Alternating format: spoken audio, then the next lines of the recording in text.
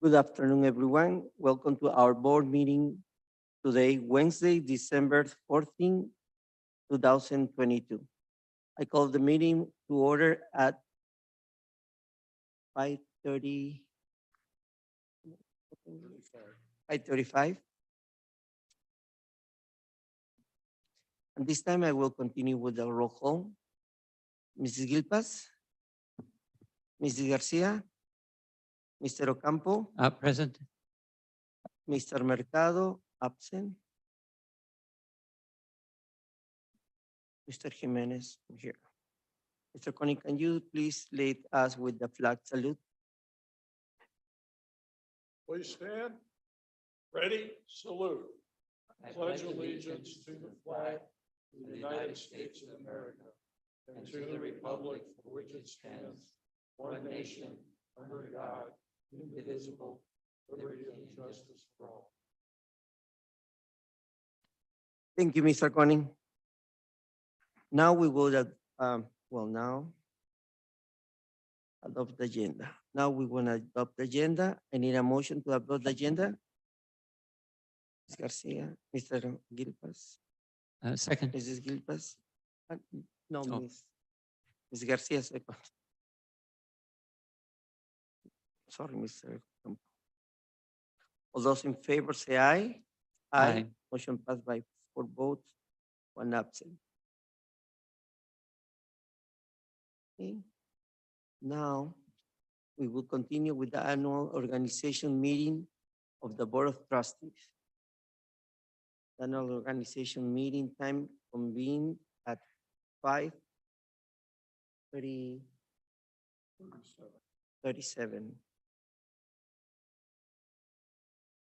Okay. Out of the office and newly elect trustees. You want to start with me?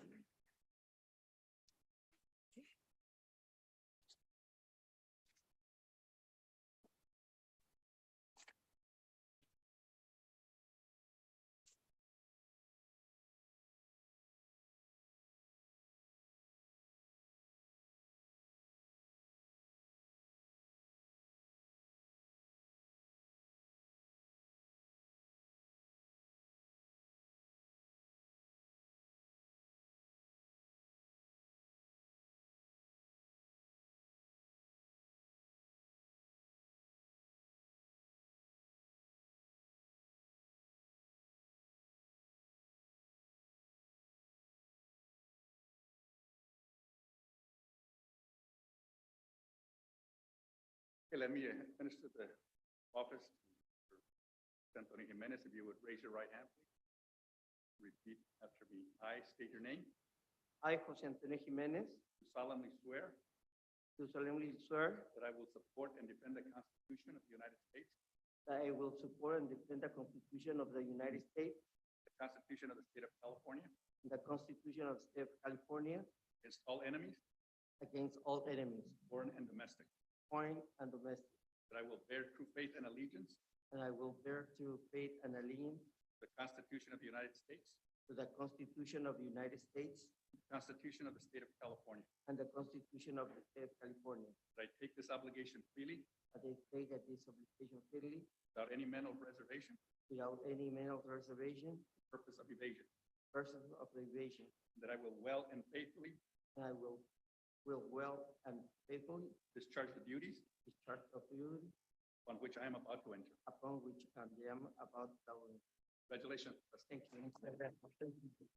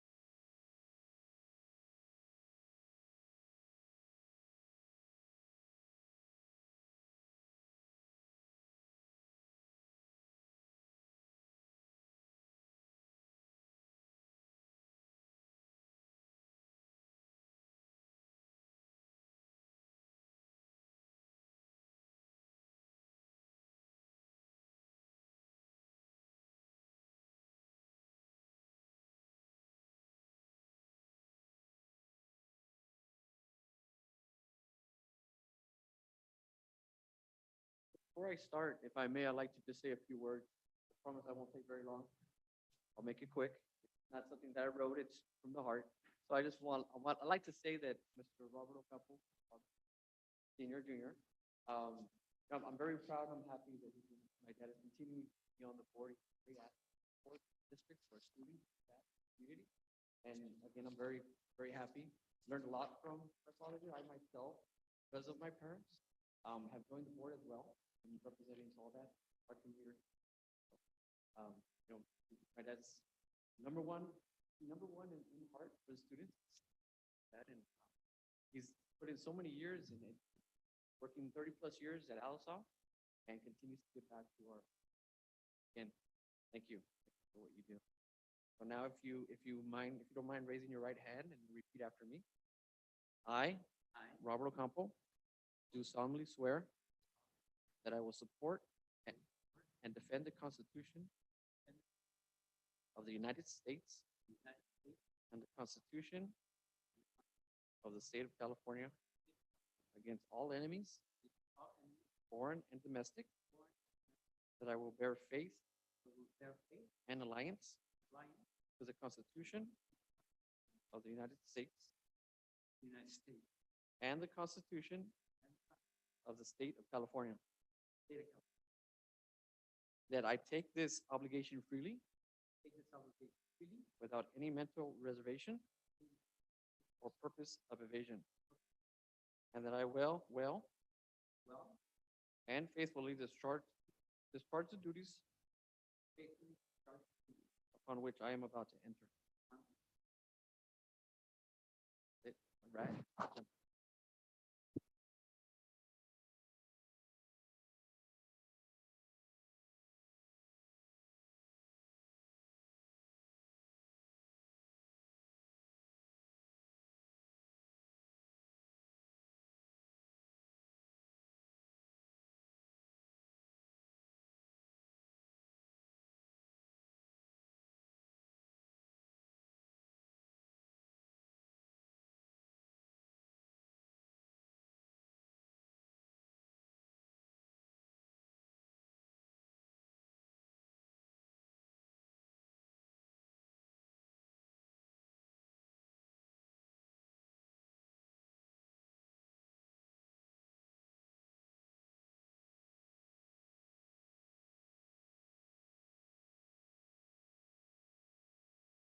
Please raise your right hand. I state your name. Do solemnly swear that I will support and defend the Constitution of the United States and the Constitution of the State of California against all enemies, foreign and domestic, that I will bear true faith and allegiance to the Constitution of the United States, true faith and allegiance to the Constitution of the United States and the Constitution of the State of California, that I take this obligation freely without any mental reservation or purpose of evasion, and that I will well and faithfully discharge the duties on which I am about to enter. Congratulations.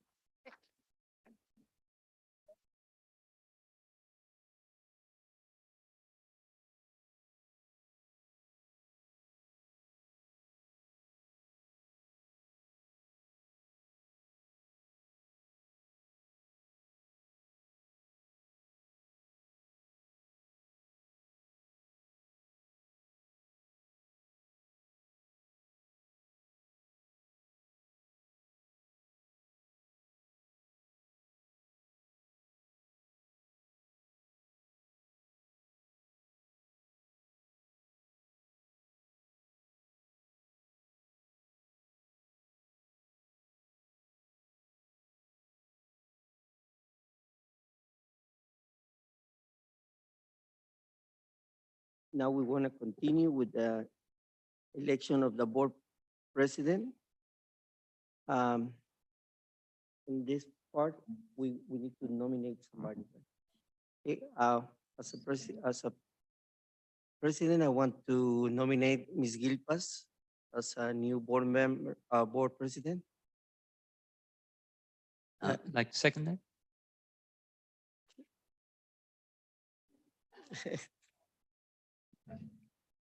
Okay, I need a motion. The first, okay, Mrs. Garcia.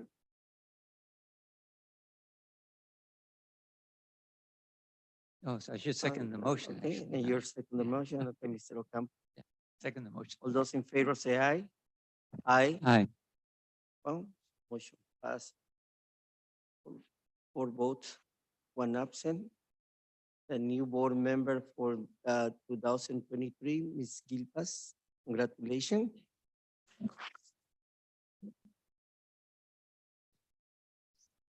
Okay, we continue with the board vice president. I'd like to nominate Ms. Leticia Garcia as our new vice president of the board. Oh, I'm sorry. I was like, Go ahead, Mr. I will second it. Yes. Okay, Sorry. second, okay. Okay, then we're going to vote. Well, I need a motion to Mrs. Leticia Garcia as a vice president. Mrs. Gilpas, Second. Mr. I sec- Ocampo, I second it, second. yes. okay? All those in favor say aye. Aye. Aye. Motion passed by 4, 1 absent. Congratulations to Mrs. Garcia as a president, new vice president with the Alisal board member. Election of the board clerk. Yes, I'd like to nominate Mr. Roberto Campo as the board clerk, if you would accept. Sure. Of course. Yes. Thank you. okay. I'm second. I need a motion. Need a first motion. Ms. Garcia or Mr. Gilpas. I'm the second, Mr. Jimenez. Okay. All those in favor say aye. Aye. Aye. Motion passed by 4, 1 absent. Congratulations, Mr. Ocampo, as a new clerk.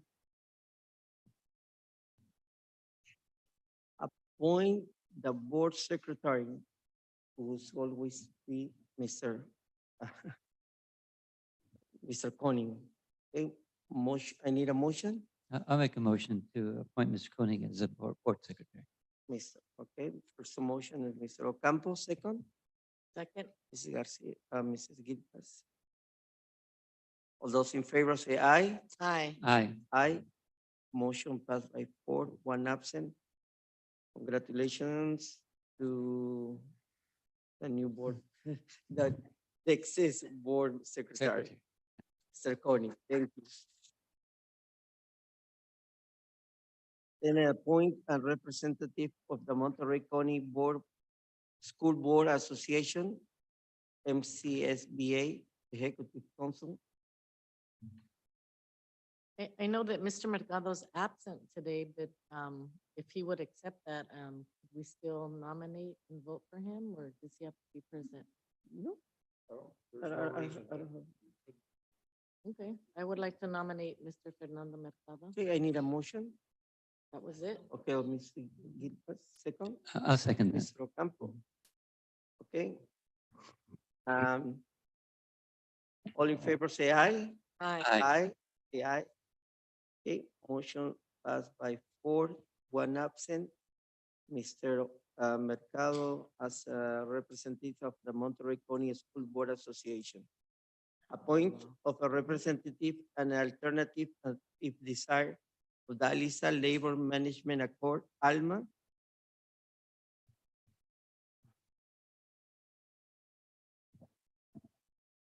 Yes. Well, I had a question, but I'll, Go ahead. I mean, do we still have Alma? Yes, we do.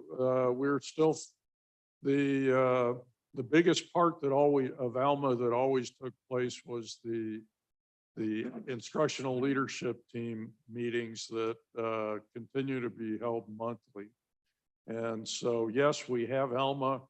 We are working on what is the role of the Alma Steering Committee because, you know, there's a little bit of a difference of opinion about what it should do. But we are moving forward with Alma, and the focus of Alma is to improve instruction in the classroom through basically the ILT process, the instructional leadership. That's still taking place.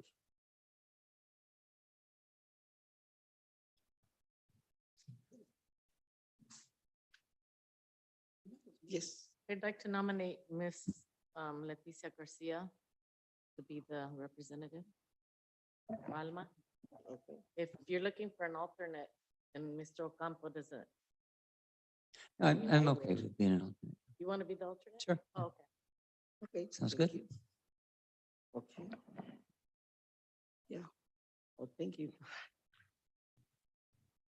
So that would have been a motion. Is there? Oh, sorry. Okay. Yeah, so I make the motion. I I need, apologize. okay, I need a motion I'll make for, the motion to nominate Leticia Garcia as the AMA representative and Mr. Roberto Campo as the alternate. okay.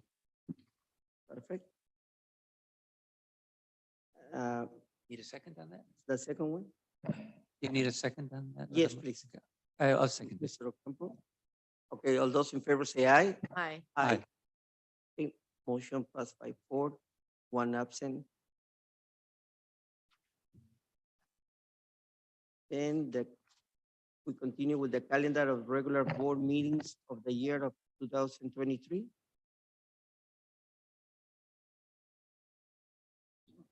There are two options. The first option is to continue the board schedule that we've been following, which is to have a board meeting basically every 3 weeks. That would be 17 meetings. The alternative, the second option is to have a board meeting every 2 weeks. So That would, may I make a point of clarification? So I think we have to make the motion to even discuss it. And then during Oh. discussion, we can bring that up. So I would make the motion to go ahead with the discussion. Okay, I'll second it. Now we can discuss. yeah. thank you. okay. Sorry, I'm No, already sir. practicing. But there are two options have been presented to the board. One is for a meeting to continue the schedule that we've been following for the past 5 years, which is a meeting every 3 weeks, would be a total of 17 meetings during the course of the year.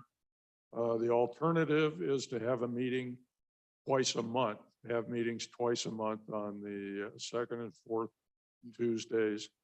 This would increase the number of meetings slightly to 22. Staff recommends we continue to do what we've been doing, one meeting every 3 weeks. Go ahead. So I think that was going to be my question is what did staff prefer? And because I know forever we've had our meetings every other week, every 2 weeks. And the reason that it changed was our former superintendent, and this was the reason, and he said it publicly, that it was too much work for his staff to create, the agendas and so forth. But that's the business we're in Right. as board members, as staff. We're in the business of working, for the students and for the business of the district. I want to support what is best for the administration and for the staff. And I guess we could always have special meetings if we need to. But do you think that the business of the district can be taken care of with 17 meetings a year? Yes, we've been, without any problem, we've been accomplishing the business of the district for the past 5 years. So I believe that we should continue with what's currently working. Yeah, and then this is the 5th year, right? Yes, That we are in the same with the same calendar. And then, well, I support that 3 weeks, every 3 weeks. Ms. Garcia?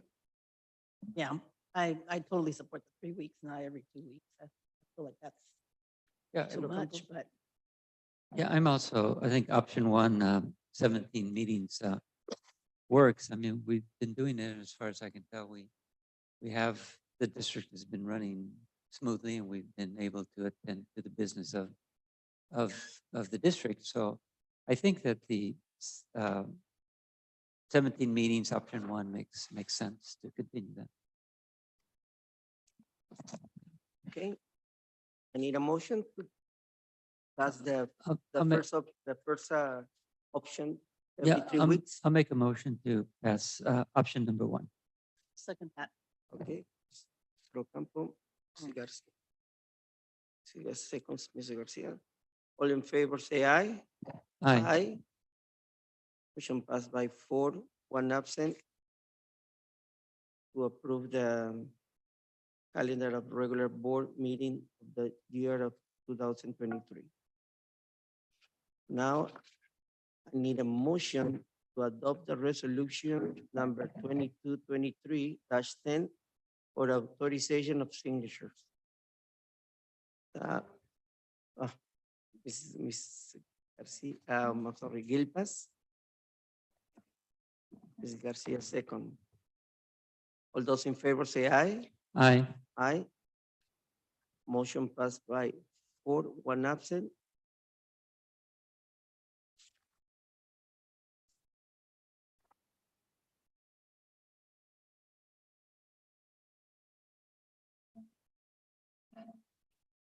Now adjourn of the annual organization meeting.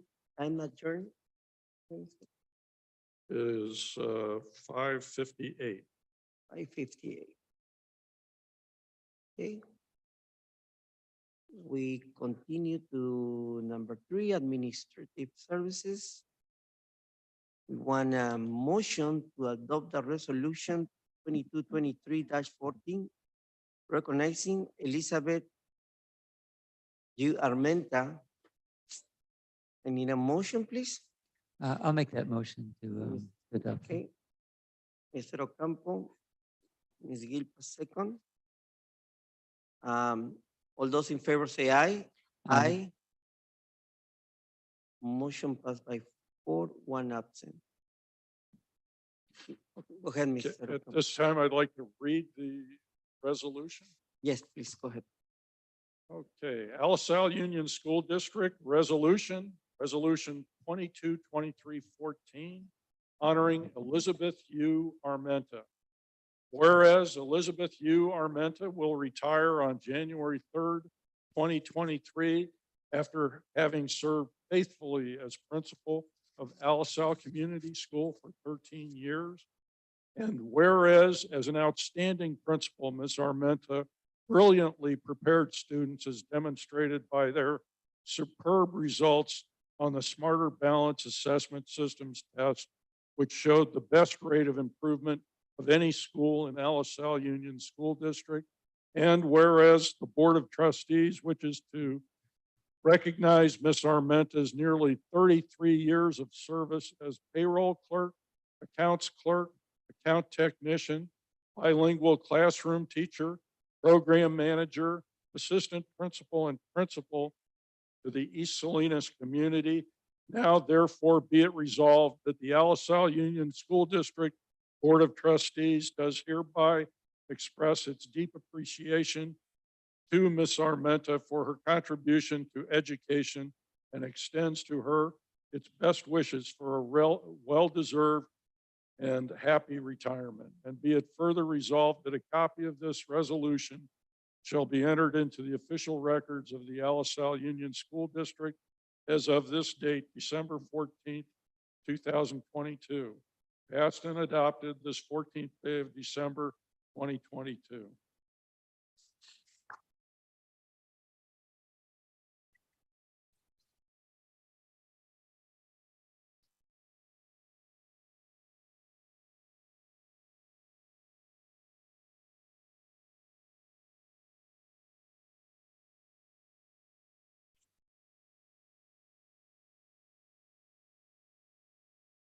normally take more than 15 minutes when I present. I just want to take this opportunity to to thank the board, Superintendent Koenig. It has been 33 amazing years. I truly can say that Alice Health truly runs through my life. And I'm very, very fortunate to have had an awesome school that made it so easy to come to work every day. I'm very proud of my staff, my students, and my family, and most importantly, my family for giving me the opportunity to come back for a couple of years because I know they really want me at home. But I humbly accept this beautiful token of appreciation for what I consider my life here with the district. So thank you so much. Thank you. And I wish the district a wonderful, wonderful future. I wish my school, which I leave in good hands. It's time for me to hand over the reins to an awesome assistant principal that I've had for many years. That's Mrs. Lepe. Awesome leadership team that I have and an awesome teaching staff and support. So thank you for giving me that opportunity.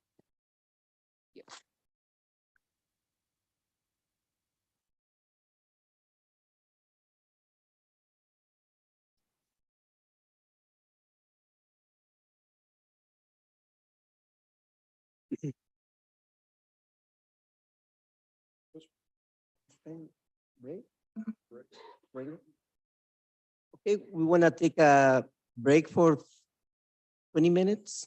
That's fine? Or to enjoy with the, or invite? Yeah, 20 minutes? Okay, well, let's go.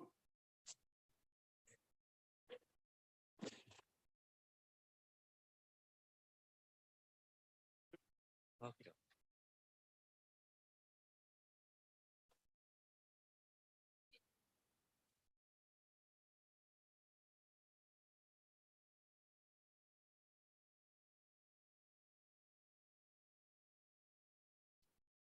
Sarmenta on her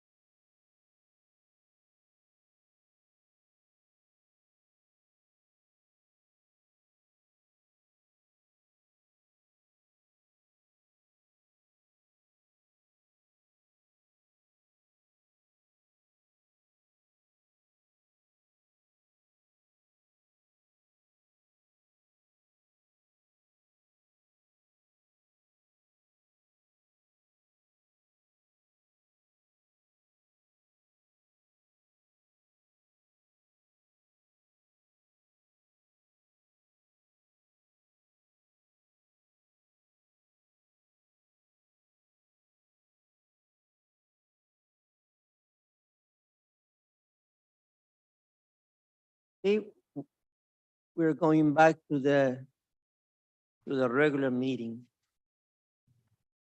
Okay, now, President Jimenez? yes, Yes, if I may, I would like to go back to, on the item 2I, in appointing a representative and an alternate for the ALMA Management Accord. And I made the motion for Mrs. Garcia and then Mr. Ocampo as alternate. And Mr. Ocampo has graciously said that he would hand that over to you if you were interested in that position. okay, So can we revisit that one and then do the vote over? Rescind that motion? yeah, Okay, yes, thank you. Okay, now we are going to motion. Okay, I need a motion for or to change the position, right? To Right. me, Right. who's gonna make that first? We should clear the. A ver.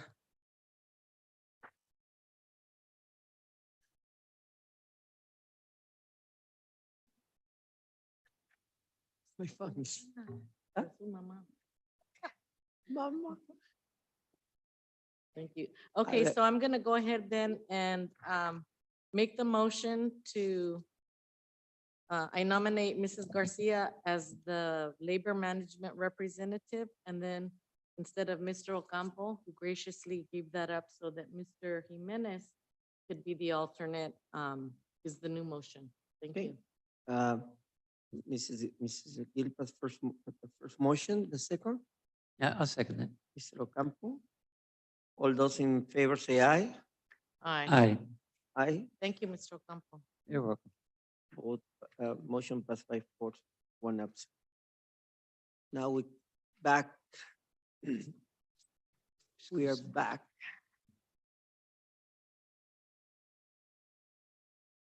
Okay. We have any spotlights? Yes.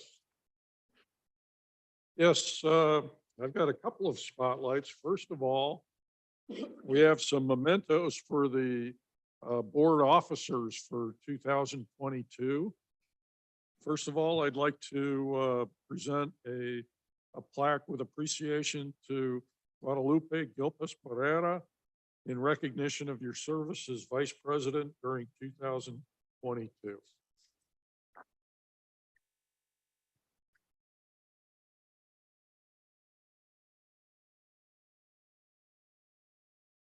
And then the second is with appreciation to Jose Antonio Jimenez in recognition of your service as board president during 2022. Who is that to?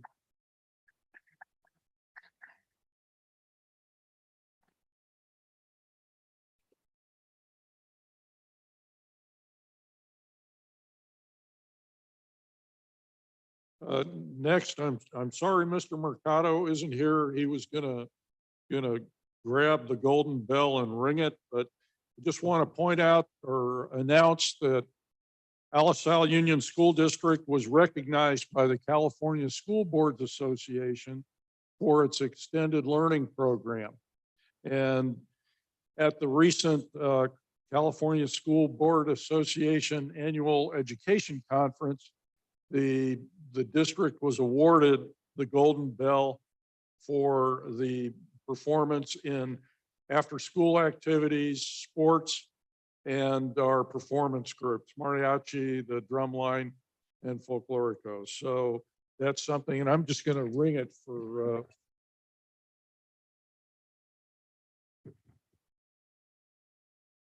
it was an actual bell, and Mr. Mercado, as we left the stage, rang the bell as we were going behind the curtain behind the stage. It was fantastic.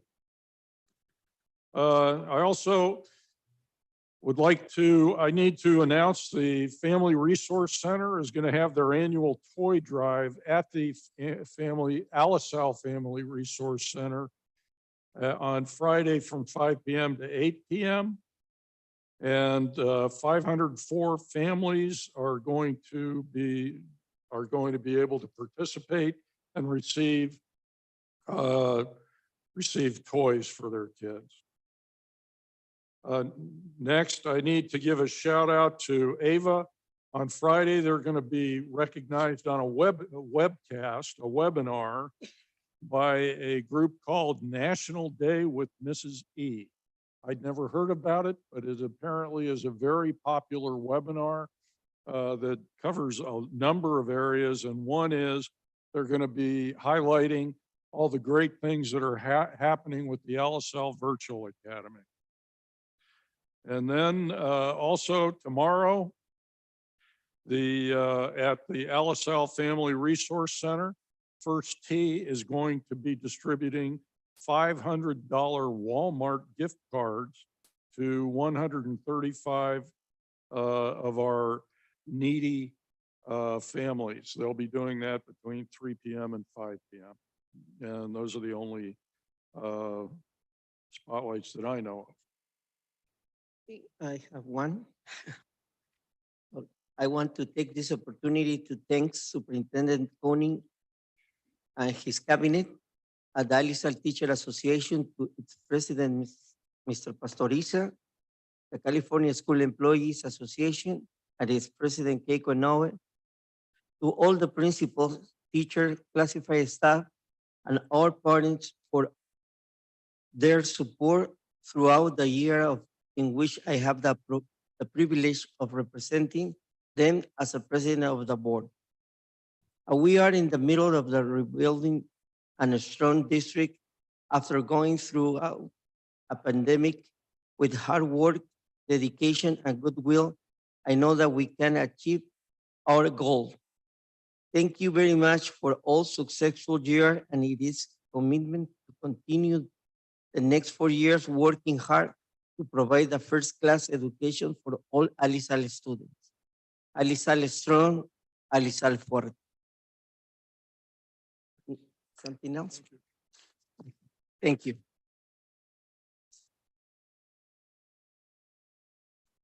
Something else, Mr. Koenig? At this point, we have the budget presentation. Okay, now we have the, no more spotlights. Ms. Gilpas, Ms. Garcia. Okay. Now we're going to have the budget presentation 2022-23 first interim budget report.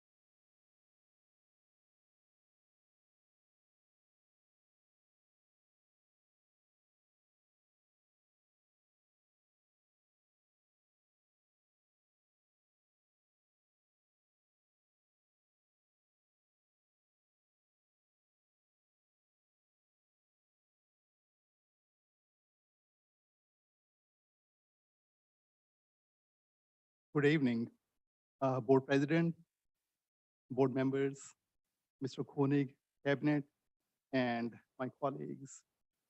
Today, we are going to present first interim report for 2022-23. The presentation is going to be a team effort. It's always a team effort. Budgeting is a big, huge project. We have a team to help out. So let me first of all introduce my co-pilot here, Elaine Mendoza. She's our fiscal director, new fiscal director, and today is her day number 2. 2 days, she is courageous, she's still here. I also want to recognize my friend, Pauline, Maureen Coloma, she's sitting in the back. She was a big help in preparing the budget for us for 2022-23. This report that we are presenting today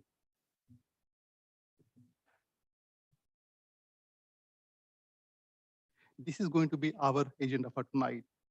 We are going to present the overview of the budgeting process, describe assumptions, planning factors, highlights of this budget revision, general fund process, new monies that we have received, multi-year projections, what we are going to do next, and then make a recommendation. Anytime we prepare a budget, it's based on some kind of legal justification. Education 42130 describes that legal justification. After adopting budget in July, we revise our budget twice each year. The first time we revise is called first interim report, and that presents information as of October 31. Second revision is going to be second interim report, and that is going to be as of January 31, 2023. That is going to be next year. Each time a fiscal cycle ends, we have to revise the budget and send that on to County Office of Education within 45 days. School finance is cyclical. It's never-ending process. We prepare our budget in July. We revise twice each year, interim reports, and then we prepare unaudited actuals. They are in September. Then we go through the audit process. They verify our numbers for revenues, expenditures, transactions, beginning balances, and ending balances. Our budgets or finances are based on our attendance, our students. We prepare our attendance reports twice each year. They are called P1, P2, and P annual reports. They have timeline to prepare those reports. Fund accounting, generally speaking, is general fund for us, which is the most significant piece. We present our revenues and expenditures. At the same time, we also go through our budget process for other funds like child development, child nutrition services, and building funds. Anytime we prepare our budget, we have to certify our information, our budgets. They are called positive certification, qualified, or negative. Luckily for LSL Union School District, we have been positive all this time because we have very prudent financial accounting systems. We have enough balances to meet our obligations current year and the next 2 years. Our budget process is based on assumptions. We have to have factors to make our budget revisions. Some of the significant assumptions are described here. Enrollment is one of the biggest assumptions because everything is based on enrollment. Unfortunately, our enrollment is declining. It's declining at a rate of 3%, which is very steep. Our enrollment converts into average daily attendance or ADA. Historically, our conversion rate or ratio is 95.74%. Historically, our funding was based on current year or previous year's ADU, whichever was bigger. But this year, state changed the formula. Now the funded ADA is average of the previous 3 years, and that becomes our basis of calculation. Unduplicated account also provides some additional funding for LSL, and that is based on 95% unduplicated percentage ratio. We are maintaining our class sizes. The promise we made at adoption, we're going to continue with the same assumption. We are maintaining our class size. Economic conditions are positive for current year. We do not see any mid-year cuts. The economy is solid for state of California and nationally. These are some of the planning factors that we have used. We are going to focus on the last 2 columns. 22-23 adopted budget and 22-23 interim reports. That shows change. Our enrollment at the time of adoption was 7,637. But in reality, we have 7,511 as we speak. Our funded COLA did not change that much. It still goes at 7,883 or 881. Unduplicated percentage did not change that much either, but the COLA did change. At adoption, we based everything on 6.56% COLA. At this point, we are calculating based on 13.26% COLA because state of California is providing kind of super COLA to us. Other highlights, we are revising our revenues and expenditures as compared to adopted budget. We are budgeting carryovers in categorical programs and some general fund areas. This chart provides the class size we're maintaining at this point. Grade K is 24-1. Grade 1 to grade 3 is 28-1. Grade 4 through 6 is 30-1. All the salaries for our eligible employees have adjustment of step and column. They have moved up. Other highlights in our budget revision. We are maintaining 3% reserve that is required by state of California, plus additional 7% that is mandated by our Board of Education. We are maintaining 10% reserve, and any additional money that we have on top of 10% is going to be committed. That's a new legal requirement this year. And that is done through a separate resolution, which is part of this Board of Education meeting. We make significant contributions to some other programs. For example, special education gets $9.2 million contribution from general fund. Routine restricted maintenance gets $4.5 million contribution, which is 3% of general fund. When we put all these things together and make calculations, we come up with this chart. This is our general fund. General fund, basically a big picture of general fund.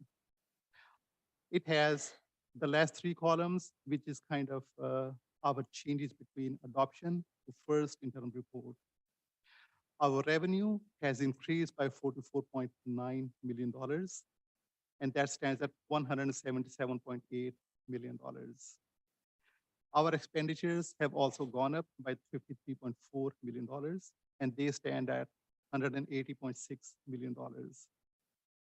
Our surplus and our deficit has decreased by $2.7 million. Beginning balance increased by $18.6 million because when we prepared our budget back in July, we did not know how much our beginning balance was going to be. That was a very rough estimation. At this point, it has increased by $18.6 million. Ending balance, as we speak, is $54.5 million calculation. That's addition of $10.1 million. We're going to commit $36.5 million for specific areas and purposes, and that is going to be through a resolution. Our reserve maintains $18.1 million, which is 10% of general fund. Our general fund is made up of two very distinct areas: unrestricted general fund, which is our operating fund, and restricted general fund. Restricted general fund is mostly categorical programs. In those areas, all the revenues are spoken for. We cannot use those revenues for our operational needs. We have to focus on column A, which is unrestricted general fund. The last column is what we had in our previous slide. So if we focus on column A, which is unrestricted general fund, we have a revenue of $100.2 million, expenditure $91 million. That gives us a surplus of $9.3 million. Beginning balance is $44 million, and calculated ending balance is $53.2 million. We set aside some funds as commitments, which is 35.2 million, and that leaves us with $18.1 million reserve, which is 10% of total general fund. We have been talking about all these new monies that we are receiving this year. These monies are one-time in nature, and they cannot be used for our operating needs. These monies have very specific needs and expenditures and conditions and restraints. We are going to start with Expanded Learning Opportunities Program, or ELOP. Current year allocation is $18.3 million, and this money has to be spent by June 30, 2024. In addition, we received money last year, and we still have about $8 million of unspent money from last year, and that money has to be spent by June 30, 2023. We are trying to make an effort to spend that money first, 8 million first, before we start spending $18.3 million. And we are trying to make a distinction between them and keep them separate.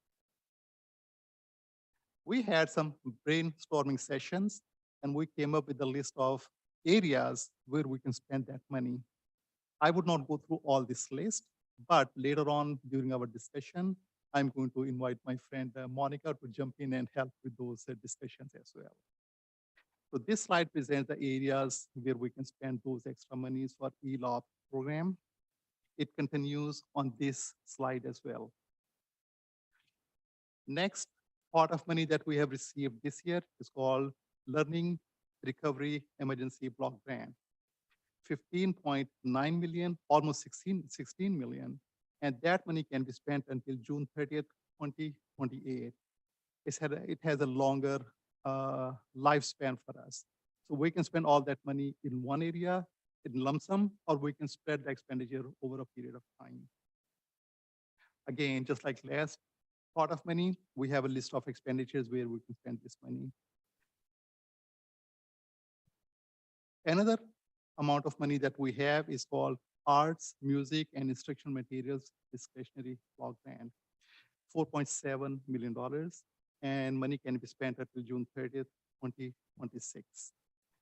Money can be spent at one place in lump sum, or we can spread that expenditure over a period of time. We came up with a list of these expenditure areas, and we can discuss that at length.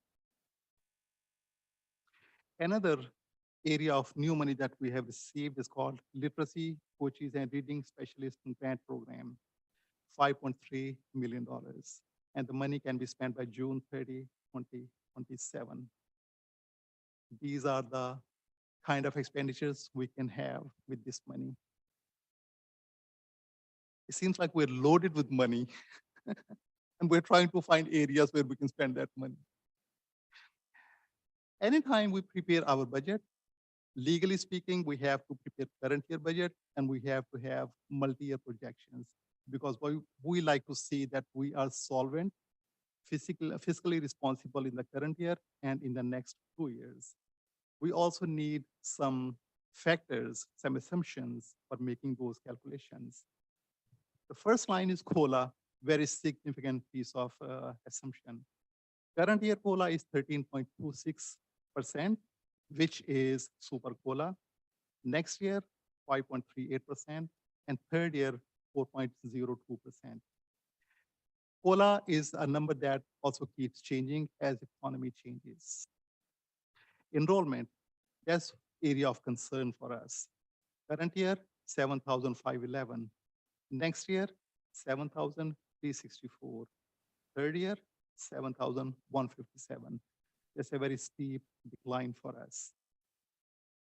Funded ADA, that goes down because our enrollment is going down. It's a significant drop. And when funded ADA goes down, our funding goes down. Unduplicated percentage pretty much stays the same. It does not change that much. Even with all that, we are going to maintain our class sizes at 2022-23 level. That's our assumption right now. We're going to maintain our general fund reserves at 10% at least. we are going to provide step and column increase adjustment to all eligible employees. When we make all the calculations, when we plug in the revenue and expenditures, that's a picture that we see. I would not go through all the numbers here, but the second to last row shows that we are able to maintain our reserve level above 10%.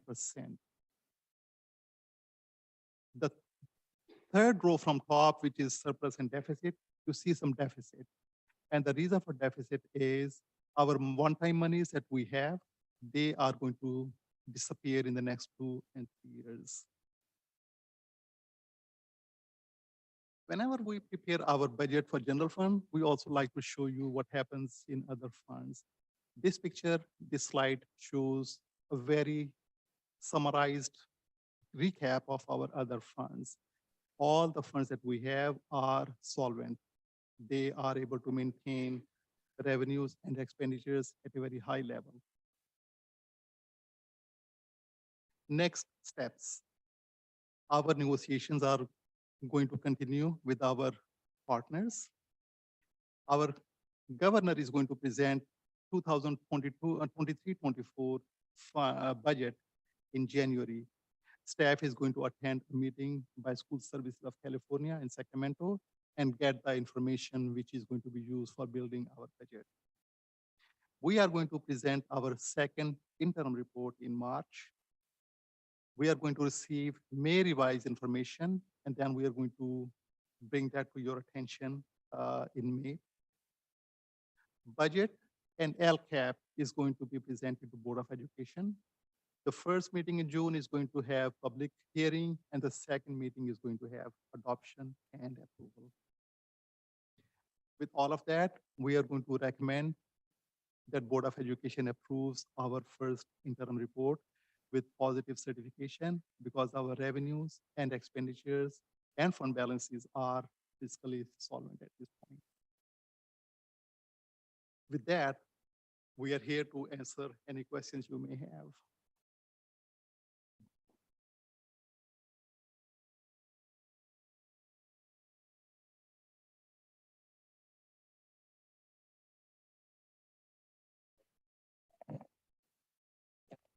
Not so much a question, but just more, well, there are some questions about terminology, but I'll figure that out later.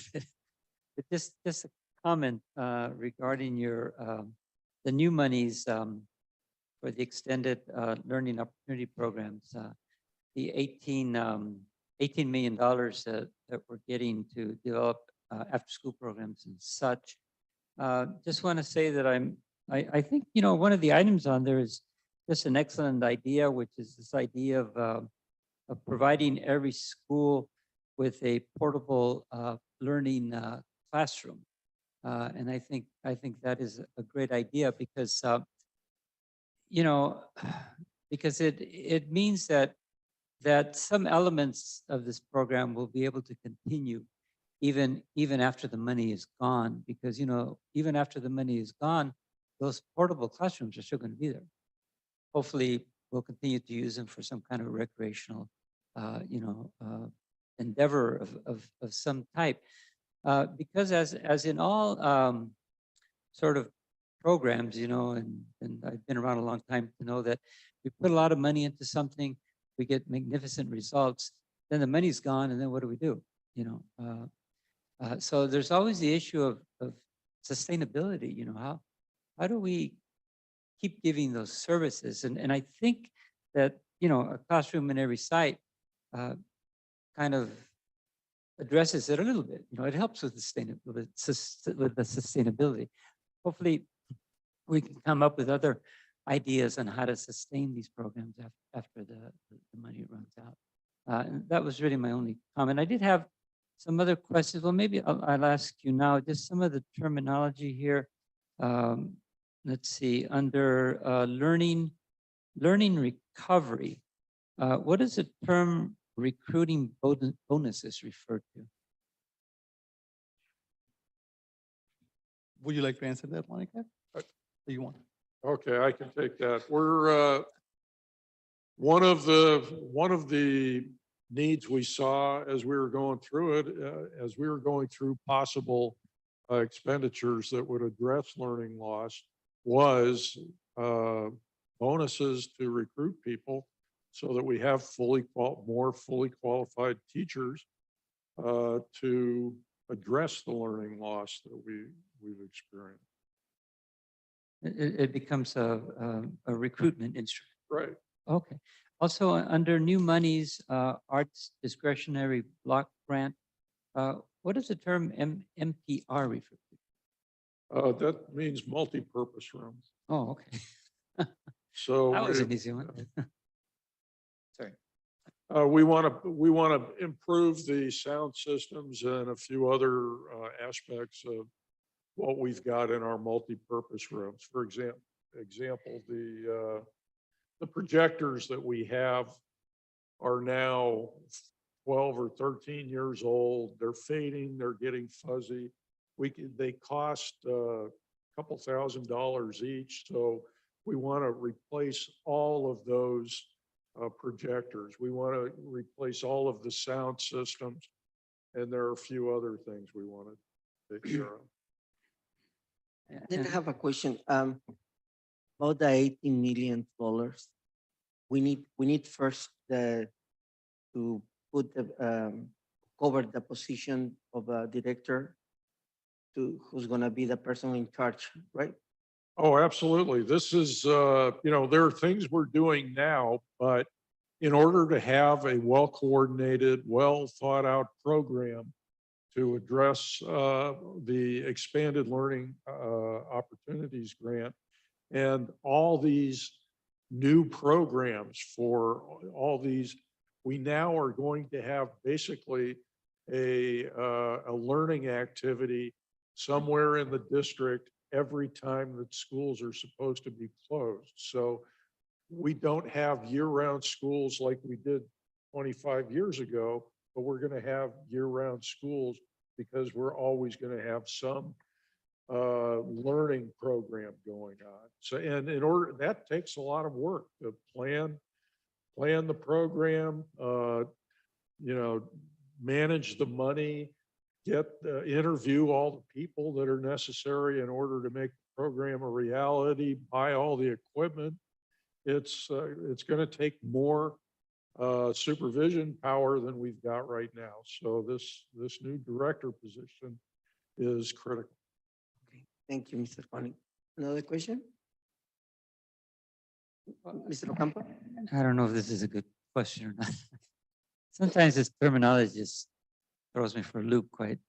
I don't even know if it's a good question, but I'm going to throw it out there. You can tell me if it makes sense to you or not. Under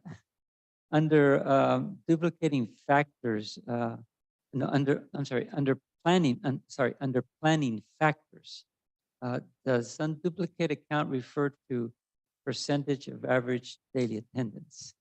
That makes sense? No, the unduplicated count refers to a percentage of the total enrollment who qualify for the district, basically for more money.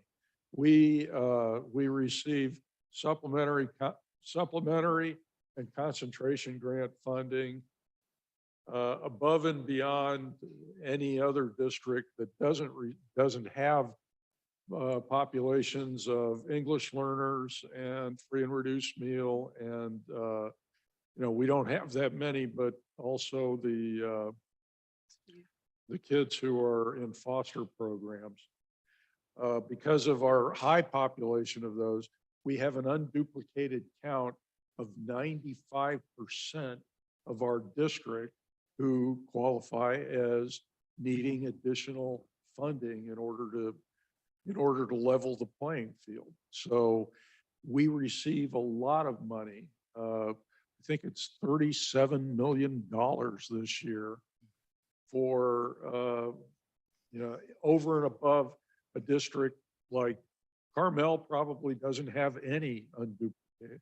Their unduplicated count percentage is 0. So we receive $37 million more than they would based on our needy population. So Mr. Koenig, so when we're looking at an unduplicated count, If a student, let's say, is both low socioeconomic and foster, we don't count that person twice. They're only counted Just once. count it once under some indicator of something. So if they're an English learner and they're also qualified for free and reduced lunch, they only count once. Yeah, and it's kind of interesting to note that even though, Carmel that has, probably 0 students that would fall under that, and they don't receive those millions of dollars, that they still get more money per student than we do. Right, they do because do, they're basic aid district. Yeah, well, their property taxes They is- receive more money in property tax than they would otherwise be entitled to in the state.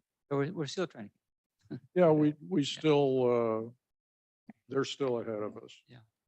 And it's a good system. I think it was Governor Brown that initiated that new funding system, if I remember. Yes, I believe. Governor Brown came up with this idea and it's been growing over the past, the first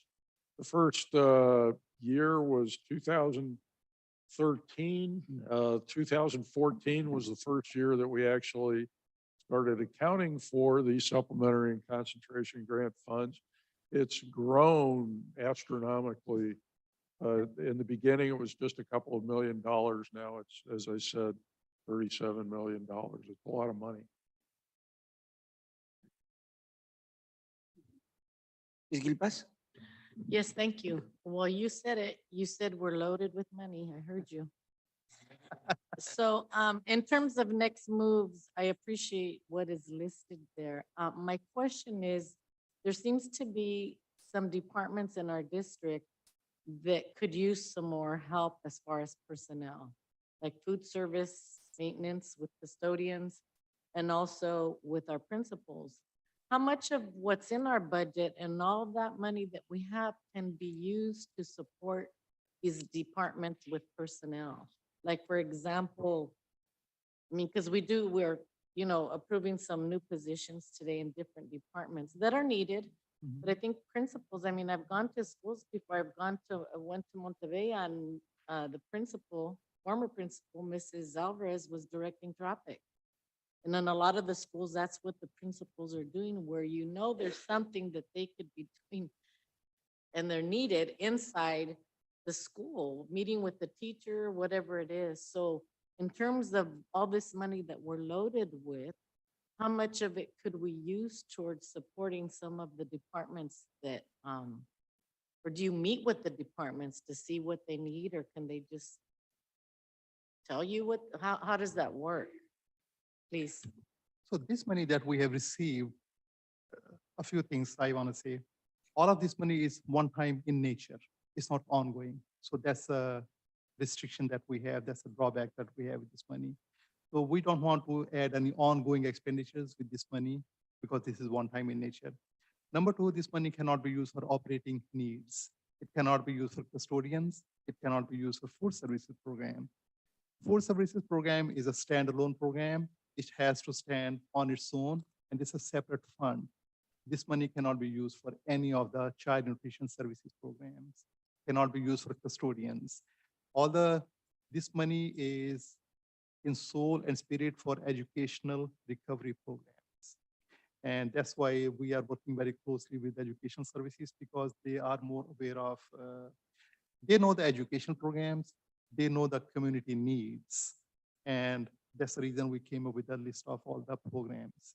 And this list is ongoing. We're going to evaluate all those programs in areas of expenditures as we speak.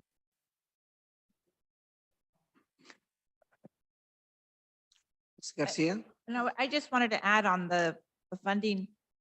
So the expanded learning opportunities programs, that as of now is ongoing funding that we'll be receiving. So that is where you're going to see the growth in the support to the schools as well. As soon as we get our director, so that we can expand the plan and personnel, because the schools will be operating, like Mr. Koenig said, almost year round after school and during the summer. But the rest of the money, just like Mr. Bossi said, it's one-time funding, and we can. Yes. Ms. Garcia? Okay, thank you, Mr. Awasi, for this presentation. Yeah, I started reading it at home and I'm going, oh, economic condition forecast generally positive with no serious economic risks. And we're all currently, yes. feeling like there's a recession coming. And I'm going, okay, that there. So But we I mean, describe the current position. The current year, we do not have any risk of mid-year cuts. Like sometime in the past, we used to have mid-year cuts. We used to have deficit factors, okay. but this year, there is no risk factor. Because you have all this one. Well, okay. So can, I think one time before I had asked about before school. I know that you added, or whoever added expanded learning opportunities for regular after-school programs, but isn't ACES also before and after school? And Yes, they can be Yes. expended both before and after school. isn't that what's before in a meeting, like, I mean, I don't know if you survey parents, like, is there a group of parents that are dropping off the students before school starts that really do need that, morning supervision or extra support in the morning, even for homework? I know I have kids, I'm a fourth grade teacher and I have plenty of students that do not turn in their homework on Fridays like they're supposed to, because they probably needed some support at home. And Yes. I do what I can by opening up the doors a lot earlier and helping them. But I'm wondering if that is something that you would consider versus just after school. And I'm wondering if it's just me, or maybe if parents had been surveyed to see if that's a service that they need and they could use, the morning service, not just after school. Answer is yes, it can be used before and after. So on here just says regular after-school programs, so I figured I'd say something about the before school, because I'm pretty sure it's before school as well. And in this budget, is there anything in the budget? I know that's one-time monies and I'm looking it over and trying to figure out where. But is there anything in this budget that could be used for safety concerns at sites? I know it's one-time money and I'm trying to fit it in. I'm thinking, okay, is there any? And I'm thinking more like, yeah, I think there's still schools in our district that don't have Columbine locks. And I know Columbine locks are the locks, at least in my mind, the ones that you lock the door from the inside, not from the outside. And I'm just wondering if anywhere in this budget that was presented, can we use for safety that's like one-time money? So all the conditions or allowable uses that we have seen, safety is not mentioned anywhere for these programs. Okay, so not any of this money can be used towards that. This money cannot be used for any safety programs. Okay, and then I have, okay, so you said that all this one-time money can't be used for personnel because you're not gonna have it. Is that correct, or? It can be used for personnel, but not for administration. Oh, So there's a difference between personnel for administration. For example, it cannot pay my salary, cannot pay a salary of the regular education program. Like we cannot use this money to pay for teacher salaries. so what about the Learning Recovery Emergency Block Grant?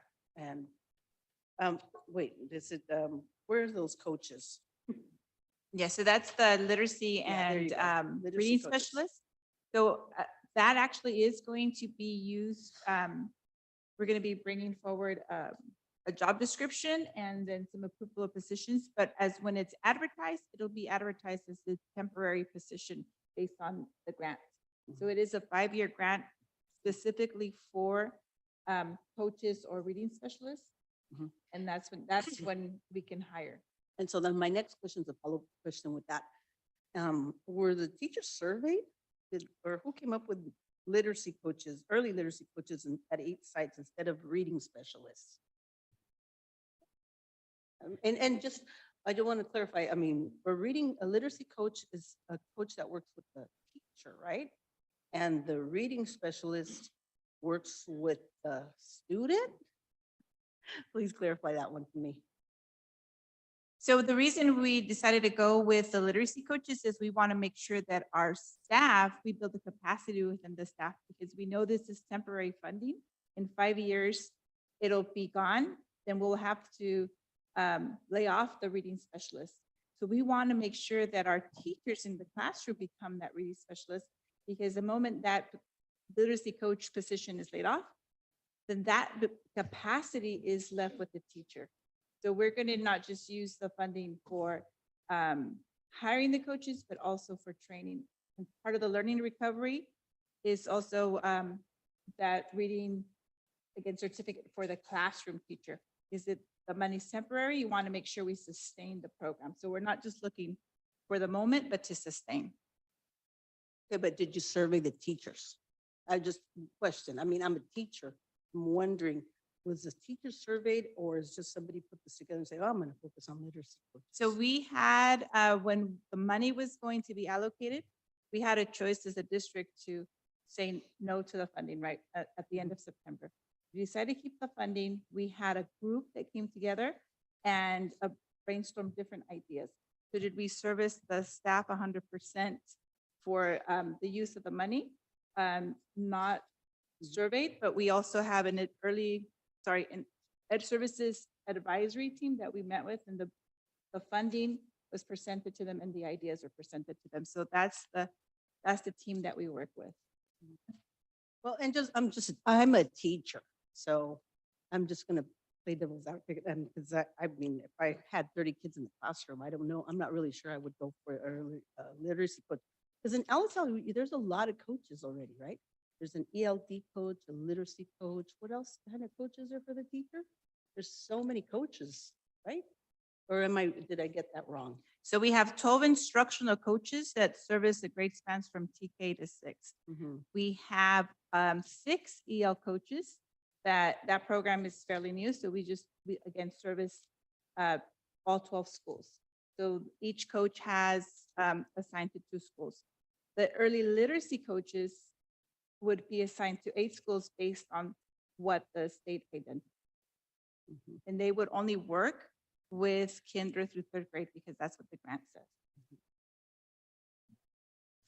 I'm just saying, I mean, if I was a teacher, I don't know if I would go for the coaching, but I mean, and that's the question I have, because once again, if I have 24 students, and even if I'm doing, groups in the classroom, yeah, I think I would rather have a reading specialist come in and help me co-teach in the classroom versus a coach. But once again, that's just an opinion that I have. But I do thank you for the information, and you kind of answered my question. So the teachers weren't surveyed. It was just a group of individuals at the district level that made that decision to the literacy coaches, even though it is not sustainable either, because they'll go away after a certain point. The COVID slide is real. And I mean, I'm assuming there's other interventions in the classroom, and maybe you could answer that one. So yes, so there is actually funding at each site has a discretionary funding. We also have different funding that we've been providing. So at the moment, each site maybe has between 3 to 5 intervention teachers that are hired, and we work with a consultant so that they have the appropriate impact cycle for the student, the cycle of continuous improvement, and that the intervention teacher has the capacity to deliver the instruction at whatever the phonics survey that the students take to ensure that that skill gap is covered. Well, thank you. That was all I had. Thanks. No more questions, comments? Thank you very much, Mr. Bassi.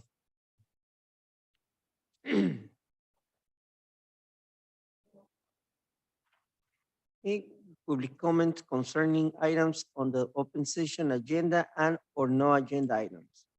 There will be 2 minutes limit for individuals and 20-minute limit on total public comments. There is no setting of one's time to other individuals. Individuals wishing to address the Board of Trustees on open session agenda item and or items may do so at this time. Start time? What time is it? 7:15. 7:15. Ending time at 7:19. Association comments. Alisal Teacher Association.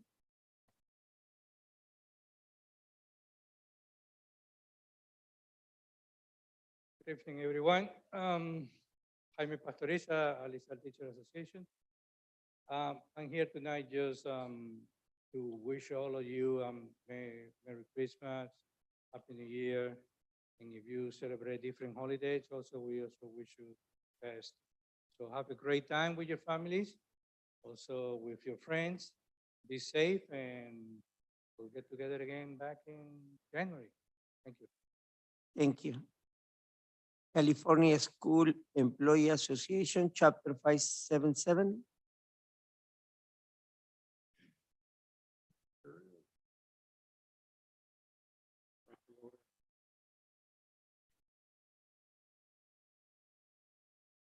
I'm Apollinario, the Vice President for CSEA. So I'd just like to extend our best wishes to all who have work here at our school district. Happy to see that we have a good working relationship. And I wish everybody a Merry Christmas. Merry Christmas, thank you. Merry Christmas. Wow, wow, wow. Oh. It's a single from the divine. Um, We're, we're, we're good, okay. Then we need United Substitute Teacher Union. Okay, nope. Okay, board members and superintendent report. Mrs. Garcia? Okay, well, first I want to thank all the voters who voted during this last election cycle. I want to thank the following people and organizations. Ms. Olga Reyes Garcia, Ms. Lisette Galvan, the ALSA Teachers Association members and president, Mr. Jaime Pastoriza, CSEA members and president, Ms. Keiko Inoue, Salinas Valley Leadership Organization, Ms. Patty Padilla Salzburg, Ms. Sylvia Santos, Ms. Delia Garcia, and all the volunteers who supported the campaign, and of course, my fellow board members for their support. I really do appreciate the efforts that were made on my behalf by all the volunteers that helped me get elected. So mil gracias for that. Also, a lot of the board members, we went to a conference in San Diego, December 1st, and it was the California Association of Board Association, School Board Association, the CSBA. And I know that, at least I'm going to talk for myself, I learned so much and have so much information and ready to put that into practice. And lastly, I also want to wish everyone Merry Christmas and a Happy New Year. Mr. Ocampo? Yes, I also would like to thank, well, my wife and my family for their support for me during my campaign, because it's difficult to do this job unless your family is behind you, 100%. So, and I also want to thank this board for their support and, for standing behind me. I do appreciate that. It means a lot to me. And also the teachers union for their support. I'd like to thank them also. I also attended the conference in San Diego. I'll try not to make this too long, but the most notable workshop I attended was entitled Community Engagement Initiatives Lessons Taught so far. Now, as you are aware, we were recently awarded $200,000 for the purpose of for a planning grant from the California Community Schools Partnership Program. And the purpose of the grant is to design our own community schools. And we've picked four schools in our district. And those 4 schools will be working to assign a community school for those 4 schools. I don't recall what they are, but I know there's 4 of them. So the workshop expanded on, I guess, kind of, you might ask, well, what is a community school? And it did expand a little bit on that. I don't think a community school is what a community school was back in the 70s, which meant that the school was open to the community and anybody could just walk in and out. Unfortunately, in the present day, with the presence of shooters and so forth, we really can't do that. So a community school doesn't actually mean that. Although it does, they talked about 4 pillars, and 4 pillars that they talked about were, first of all, wraparound services for students that address physical, social, and emotional, and the mental needs of students. They talked about family and community engagement, which means that whoever we hire will be required to go out into the community and to have meaningful conversations with the community and with parents in terms of what is it that the parents of the community believe that the schools have to provide in order for the students to be successful. So there is a need to actually, sit down in somebody's couch in somebody's home and have these long meetings about, what is your vision of what our community school should be and what should it address? And I believe the last element was collaboration with all stakeholders. And I think we should also need to include the expanded learning such as tutoring as part of the community schooling idea, and also project-based learning as much as that is possible. And I know that today we're going to vote on creating a new classified position to be a full-time equivalent, which is a community school coordinator. We're going to, I believe, create this position, and then we'll go out and hire our community school coordinator.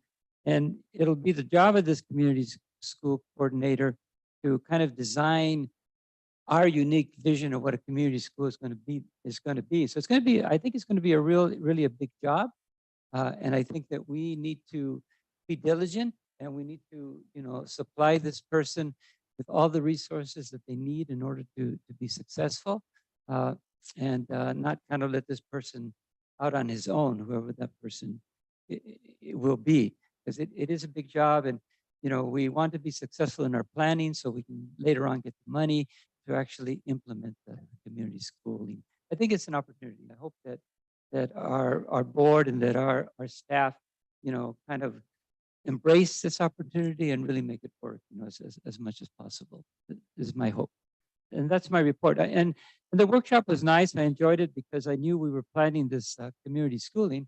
And I thought, well, this is kind of relevant to, what we're actually doing as a district. So I did enjoy the workshop. Thank you. Thank you. Ms. Gilpas? Yes, I wanted to just congratulate Mr. Ocampo, yourself, President Jimenez, and Mrs. Garcia. I'm elated that this board stayed the same because we work well together. We don't always agree, but we respect each other. And that's a very important element, I think, in what LSL stands for. There's a lot of negativity going around, and that's too bad because we drag the name of LSL when we put each other down. And we don't want that here. We want to build one another because we are LSL strong. If those words come out of our mouth, then we want to do what's best for LSL. And I truly believe that all 5 board members that we have on this board believe in that. And we work hard to accomplish that. And we've come a long way. So I'm very glad that the board stayed the same, and congratulations. As I know Ms. Garcia did a lot of work on her campaign. She can now run a campaign. So congratulations. And that's what I wanted to say. And happy holidays to all of our families. Have a good vacation, Mr. Koenig. I think somebody's There's your address. skirt's falling down, Mr. Ocampo, in front of Yeah. you. But anyway, so thank you very much. Okay, Mr. Koenig? Following on with what we've already discussed, there is a expanded learning opportunity program at the end of the 3-week winter break. From the 3rd through the 6th of January, we'll be having an intersession at 3 of our schools: Dr. Martin Luther King Jr. Academy, Barden Elementary School, and Cesar E. Chavez Elementary School. So that's something to look forward to. And happy holidays to everybody. Happy holidays. Okay. Now we continue to consent agenda. I need a motion to approval of the consent agenda. Ms. Gilpas? Ms. Garcia, second. Okay. Any Comments or question? Ms. Garcia, Ms. Gilbert? Yes, I'll try to be very brief. My first question was on item 7E, the reimbursement, not personal towards Ms.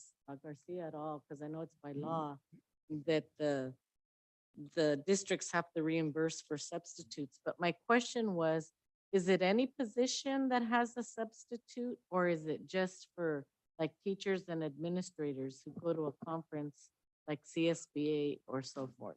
The law only applies to teachers. Oh, okay. So, in Ms. Garcia's case, she works for Salinas City. We also have an ALISAL teacher who is a board member for Salinas City. And as I understand it, we are going to pay them for for Ms. Garcia's substitute. And then we're going to bill them and they're going to pay us for the board member who's So one it's of our just for teachers. teachers then. That It's makes only sense. applies to teachers. Okay, thank you. And then my second question was on 7F, on the MCOE approval of the exemption request.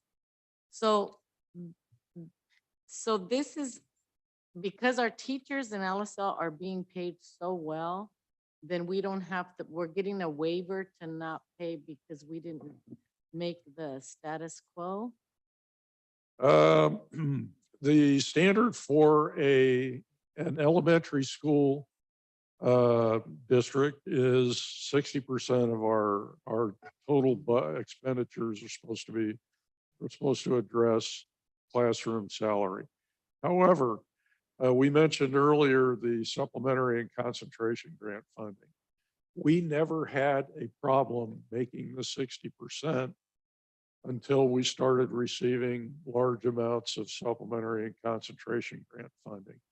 And the reason we've had this problem over the past 3 or 4 years is the more the supplementary and concentration grant funding is spent on things over and above the regular educational program.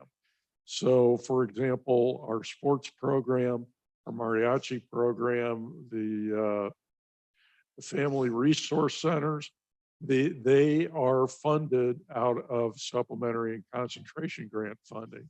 So that increases the denominator, but it doesn't increase the numerator. Every time we get more supplementary and concentration grant funding, it goes towards something that generally does not address our CEA standard of 60% of expenses have to be spent in the classroom. So I'm understanding, and it did, it said in the paperwork, the backup there, because teachers in LSL are paid in excess compared to other districts. That means our teachers are getting paid pretty well in our district, which is awesome. Yes. I think that's congratulations. That's great. I think that's a good thing. Thank you. I just have two more brief questions here. So the bond engagement agreement to perform an audit, Measure A, I think 2006, Measure M 2016, and we're doing an audit now. Why now? Is there something going on that we? Yes, there is something going on. We've sold Measure A and Measure M bonds. We're currently expending the funds that we received when we sold those bonds. So there's a requirement. It was a requirement that we laid on ourselves as part of the bond issuance when we disclosed it to the public. There's a requirement to conduct ongoing audits of the expenditures of those funds. And basically the report, when we receive it, is should say that all of the expenditures made with those bond funds were for purposes authorized by the bond. It's like checks and balances to Yeah, the community. it's a check and balance on the expenditures. So we don't use it to buy more buses or more trucks or something. And we still have the oversight bond committee? We still do. We have a bond oversight committee that deals with both Measure A and Measure M, and they review the expenses of Measure A and Measure M. Okay, thank you. And then my last Well, okay, so almost my last one, and I'm sorry, it's just that I was sick and not able to meet with Mr. Koenig for the agenda review. That's why I have these questions. Otherwise, I wouldn't have so many. In looking at the ratifications of items I through T for physical therapy services, and why are we doing this in the middle of the year? Seems like this is something that's done at the beginning of the school year. It absolutely should have been done no later than August and or September. Occasionally, we're going to have a student who has a requirement for a service that we can't address during the middle of the year. So there may be a requirement for bringing an individual service agreement to the board in March or April. But these should have been done earlier. That was a mistake on the district's part, the district staff's part. Okay, so that mistake on the district's part, did it reflect negatively or impact the services that students legally require and should have? No, and one reason this happened is we're in a position where we cannot wait for board approval for providing the services. Once the IEP team defines a need for a service and the IEP is signed by the parents, we are obligated to begin that service. So it's actually not possible for the board, for us to get board approval before we provide IEP services. But in this case, we should have done this within 3 or 4 weeks. And in a lot of cases, these are services we knew we were going to have to provide this year back in June. So this is on me. I didn't check on this, and my God, it didn't get done. So we will make sure that this is done earlier in the future. Okay, thank you, Mr. Koenig. And then my last comment is on the overnight field trips. I think I had asked this already.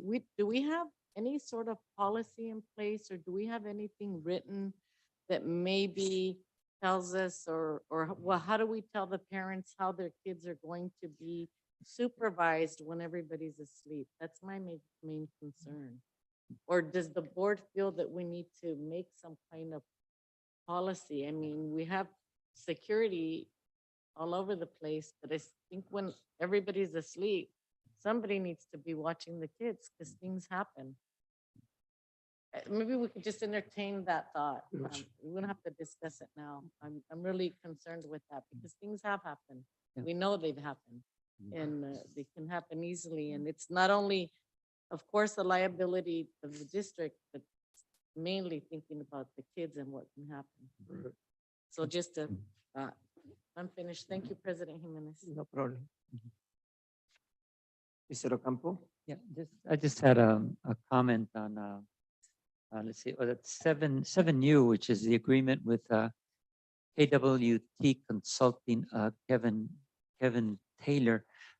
Just want to say that I found the contract very interesting, and I really support what this consultant is going to do.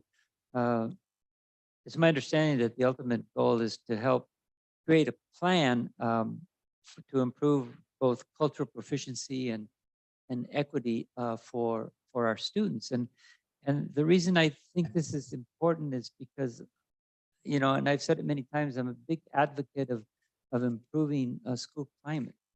And I think that if you have teachers that are more culturally proficient, and if you have more equity, that you're going to improve your school climate. I mean, obviously, this by itself is not going to bring about any wide systemic change, but it definitely is going in the right direction, I think, because I believe that improving school quality, is improving school climate goes hand in hand with the improvement of student scores. In other words, I think that as your climate improves, the scores of your students will improve.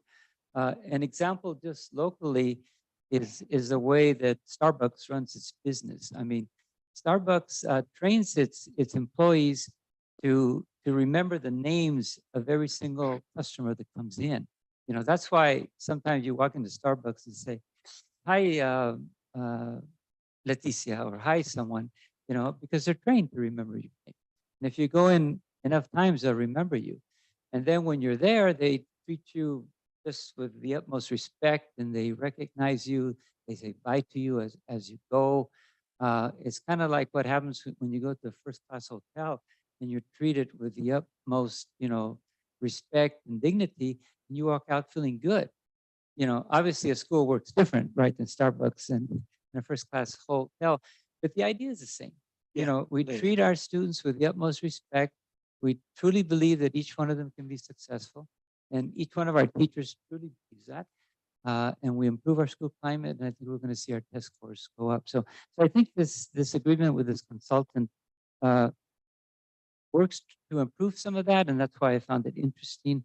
And I hope we have more of these types of things that come across that address school climate and how can we make school climate better. I hope. So.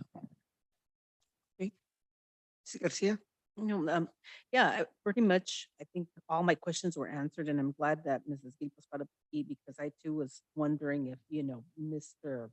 Mercado, who works at another district, was able to also not get reimbursed for any time he was out. But I guess you answered the question, it's only for teachers.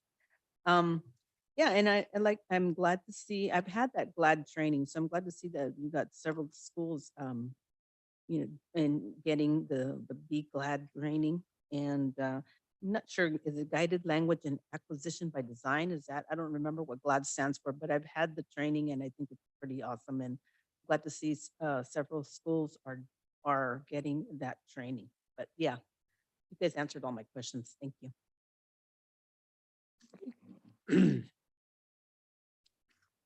Now we need a motion to approve. Well, no, we have now. Any comments? All those in favor say aye. Aye. Aye. Consent agenda approval by 4 votes, 1 absent. Now we go through human resource business services. I need a motion to approve the first interim budget report. So move. Mr. Ocampo, Second. Ms. Gilpas. Any comment or question? All those in favor say aye. Aye. Aye. Aye. Passed by 4 votes, 1 absent. I need a motion to approve the resolution 22-23-11 budget 30 increases and transfer at first interim for fiscal year 2022-2023. Ms. Garcia, Second. Mr. Ocampo, any comments or questions? All those in favor say aye. Aye. Aye. Passed by 4 votes, 1 absent. I need a motion to approve the resolution 22-23-13 local reserve cap. So move. Ms. Gilpas. Ms. Garcia. Any comments or question? All those in favor say aye. Aye. Aye. Passed by 4 votes, 1 absent. Human resource.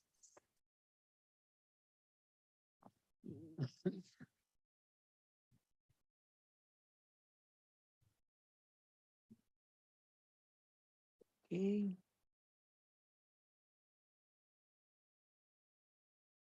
We have to say something about That's an information item. yes, say. Read the title. Okay, there's a job description, first reading, Director of Expanded Learning. B, I need a motion to approve the revised job description, COVID-19 Coordinator to Coordinator of Health and Safety. So move. Mr. Ocampo, Second. Ms. Gilpas. Any comment or questions? Ms. Garcia, oh, Ms. Garcia? I was reading through that and I just thought, wow, so you have this person that we're trying to get has to be an expert in health services and then also in safety. And they're so different. Like, I mean, whose idea was to put it? I don't know. Okay, so maybe I'm just crazy, but when I read that whole thing, I'm going, wow, okay. Like I said, I was thinking, okay, somebody that's an expert in health, how could they also be an expert in safety? So that's my comment. I was very much looking at it as so different because I know it started off with COVID-19 coordinator, right? And then all of a sudden, it's also now safety. But I mean, you have to get this funded. I just had that comment because I don't even know if it's a comment or maybe a concern. Ms. Onzo, would you care to address Ms. Garcia's concern? Yes, so we actually, our COVID coordinator we've expanded her duties.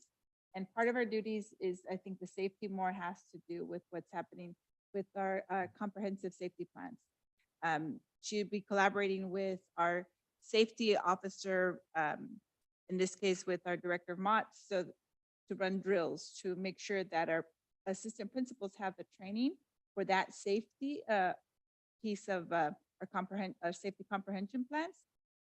She's also updating a lot of the policies. So when this job description was originally designed for the COVID coordinator, that's why we have the health expert on there. And she's become one of our health experts in COVID. So she's running that program, but in addition, she also has other duties assigned. So we wanted to make sure it reflected her duties that are now on her plate. It's not just COVID.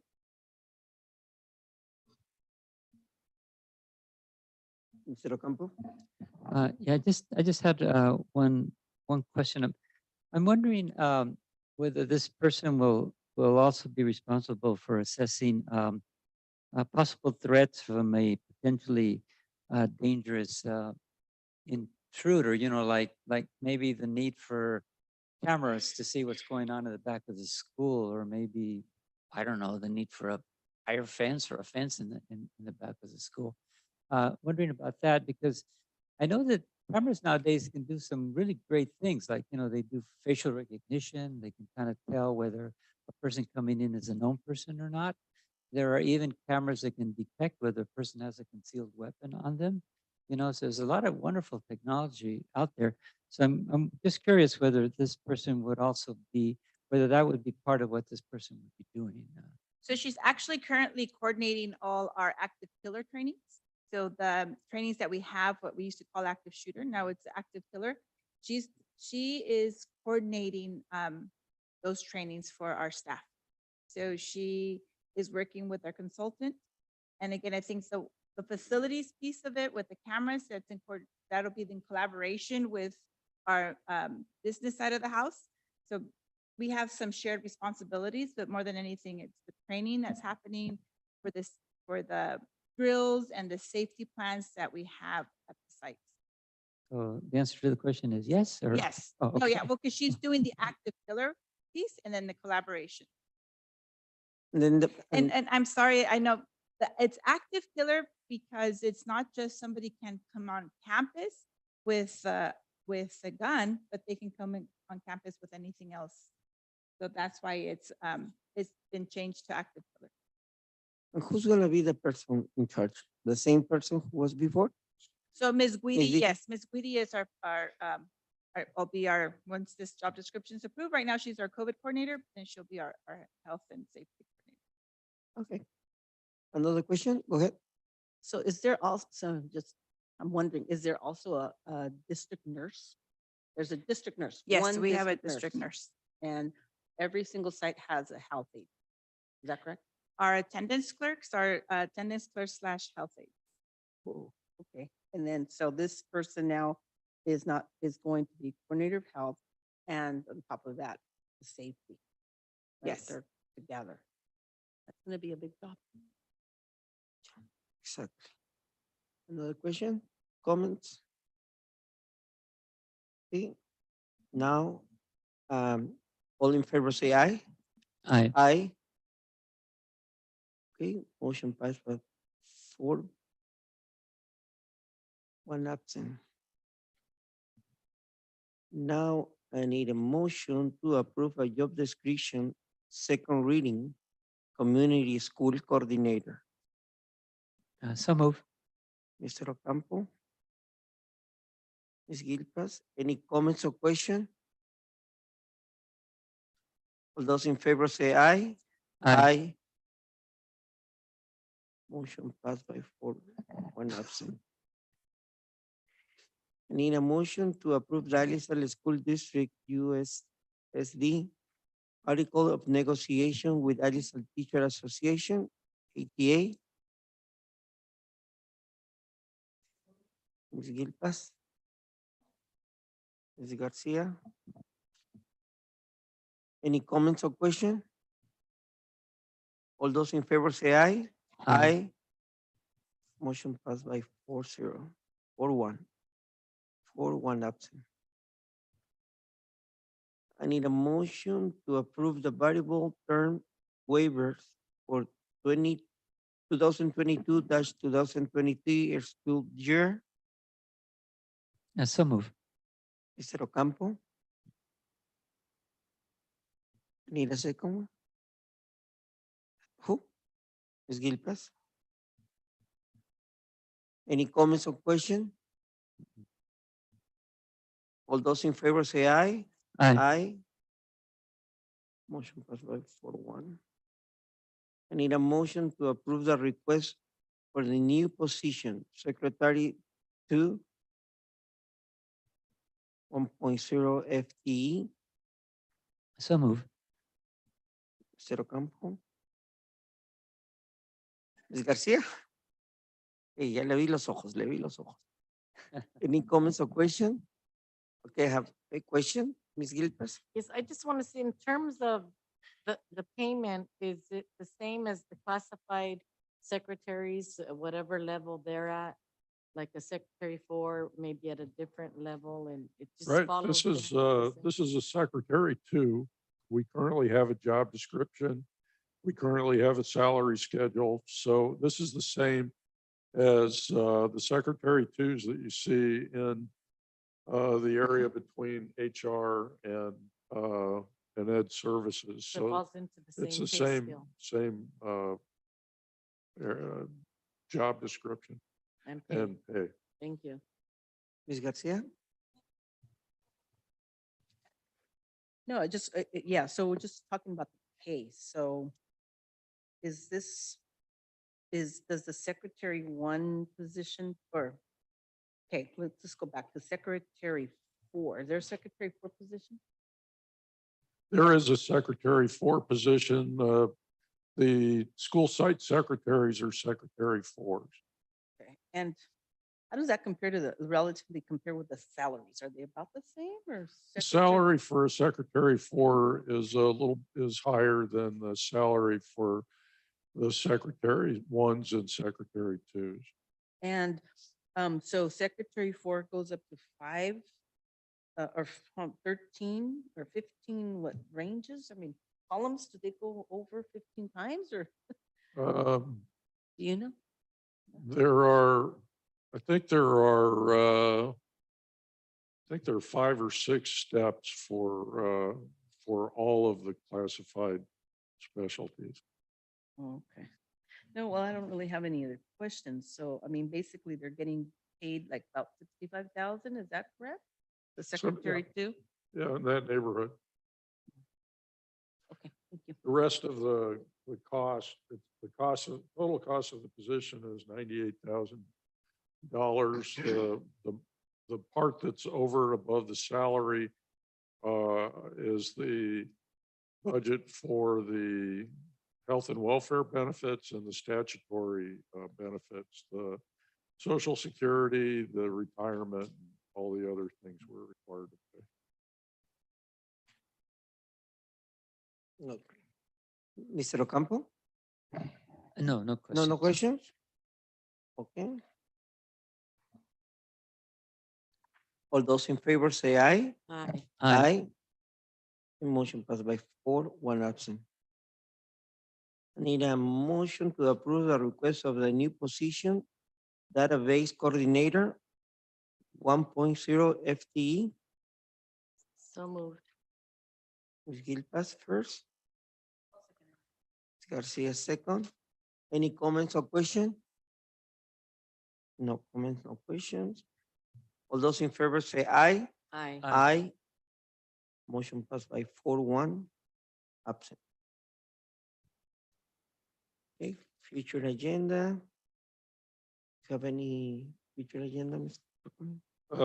There are 4 listed there. We've got 2 presentations that'll be done in the new year by the directors. One is the Director of Educational Equity. And this will be specifically on school site councils in LaSalle Union School District. And then we've got one from the Director of People Personnel Services on coordination of counseling services. Then we're restarting the school site presentations with Mr. Kiso and Mr. Porras. That's it. Okay. Now we move to the public comments, closed session agenda items only. There will be 2-minute limit for individuals and public comments and 20-minute limits on total public comments. There is no sitting on one time or other individuals. No, this right? The- okay, second. Individual wishing to address the Board of Trustee on closed session agenda item may do so at this time. Okay, The time is 7:51. And now, 7:52. ending time 7:52. Okay. And then- at this time, Then, reads for- okay, now after this time, I call the Wednesday, December 14th, 2022, special board meeting to order. All time called to order is 7:36. 7:53. 7:53 PM. May I have a motion to adopt the agenda for the special meeting? Yes, Second. Mr. Ocampo. All in favor, say aye. Aye. Aye. Motion passed by 4, 1 absent. Public comment, closed session agenda items only. There will be a 2-minute limit for the individuals of public comments and 20-minute limit on total public comments. There is no settings on one's times to order in individuals. Individuals wishing to address the Board of Trustees in closed session agenda item may do so at this time. Start time? 7:54. Ending at 7:50. And ending at 7:55. Then adjourn to close the session at 7:56. Thank you.